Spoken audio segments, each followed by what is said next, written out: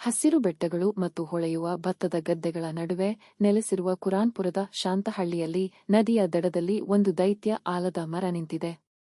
ಇದು 300 ವರ್ಷಗಳಷ್ಟು ಹಳೆಯದು ಎಂದು ಗ್ರಾಮಸ್ಥರು ನಂಬಿದ್ದರು ಮತ್ತು ಇದು ಹತ್ತಿರದಿಂದ ಕೇಳುವವರಿಗೆ ರಹಸ್ಯಗಳನ್ನು ಪಿಸುಗುಟ್ಟುತ್ತದೆ ಎಂದು ಹಲವರು ಹೇಳಿದ್ದಾರೆ. ಪುಟ್ಟ ಹಿತಿಕ್ಷ ಎಂಬ ಕುತೂಹಲಕಾರಿ 10 ವರ್ಷದ ಬಾಲಕಿ ತನ್ನ ಅಜ್ಜಿಯೊಂದಿಗೆ ಮಣ್ಣಿನ ಇಟ್ಟಿಗೆಯ ಸಣ್ಣ ಮನೆಯಲ್ಲಿ ವಾಸಿಸುತ್ತಿದ್ದಳು. ಅವಳ ದಿನಗಳು ಚಿಟ್ಟೆಗಳನ್ನು ಅಟ್ಟಿಸಿಕೊಂಡು ಹೋಗುವುದು, ಕೋಳಿಗಳಿಗೆ ಆಹಾರ ನೀಡುವುದು ಮತ್ತು ಆಲದ ಮರದ ಬಳಿ ಕುಳಿತು ಅದರ ಎಲೆಗಳ ಮೂಲಕ ಗಾಳಿಯನ್ನು ಕೇಳುತ್ತಿದ್ದವು.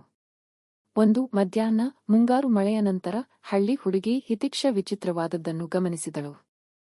ಮರದ ಬೃಹತ್ ಬೇರುಗಳ ಕೆಳಗೆ ಮಳೆಯು ಭೂಮಿಯ ತೇಪೆಯನ್ನು ಕೊಚ್ಚಿಕೊಂಡು ಹೋಗಿ ಹಳೆಯ ತುಕ್ಕು ಹಿಡಿದ ಪೆಟ್ಟಿಗೆಯನ್ನು ಬಹಿರಂಗಪಡಿಸಿತು. ರೋಮಾಂಚನದಿಂದ ಹೃದಯ ಬಡಿತ ಅವಳು ಅದನ್ನು ಎಳೆದು ತೆರೆದಳು. ಒಳಗೆ ಕೆಂಪು ಬಟ್ಟೆಯಲ್ಲಿ ಸುತ್ತಿದ ಮರೆಯಾದ ಡೈರಿ ಜೊತೆಗೆ ಹಂಸದ ಆಕಾರದ ಸಣ್ಣ ಬೆಳ್ಳಿಯ ಪೆಂಡೆಂಟ್ ಇತ್ತು.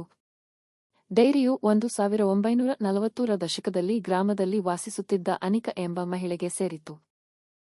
ಅವಳ ನಮೂದುಗಳು ಪ್ರಕ್ಷುಬ್ಧತೆಯ ಸಮಯದ ಬಗ್ಗೆ ಮಾತನಾಡುತ್ತವೆ, ವಿಭಜನೆಯ ಕಾರಣದಿಂದಾಗಿ ಕುಟುಂಬಗಳು ಓಡಿಹೋದಾಗ ಮತ್ತು ಹಿಂದಿರುಗುವ ಭರವಸೆಯಾಗಿ ಅವಳು ಪೆಂಡೆಂಟ್ ಅನ್ನು ಹೇಗೆ ಹೂತುಹಾಕಿದಳು.